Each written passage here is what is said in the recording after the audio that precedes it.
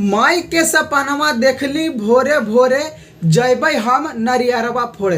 भैया अक्सर आप जान रहे हैं कि मतलब नवरात्र का टाइम आ गया और बहुत ही जल्द आने वाला है, ज़्यादा समय भी नहीं है। तो रोशन भैया का पहला गाना जो कि एकदम ब्लास्ट किया आया है। सबसे पहले मैं नमस्कार करना चाहता हूँ, हमारे चैनल पर बहुत बहुत शुक्रिया, थैंक यू। और ऐसी प्यार दुलार बनाते रहें कि हर तरह के अपडेट आपको पास मतलब हम देते रहें।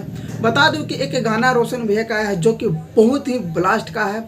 और देखिए रोशन रूही मैगी की ऐसा मतलब है जो कि एक गाना अभी लाए हैं फर्स्ट बार, देखिए कि कितना ज़्यादा इनका ब्लास्ट गाना कर दिया है। तो जाके आप इस चैनल से सुनिए, बहुत ही बढ़िया का है। और अगर वीडियो की बात करें तो काफ़ी इस वीडियो में देखने में इंटरेस्ट लगा, बहुत ही ना बढ़िया तरीक़ा से बनाया गया जो कि ये सॉन्ग भक्ति है। तो आप भी जाकर सुन सकते हैं, पहला नवरात्रि के ये गाना निकाले हैं, बहुत ही बवाल का है।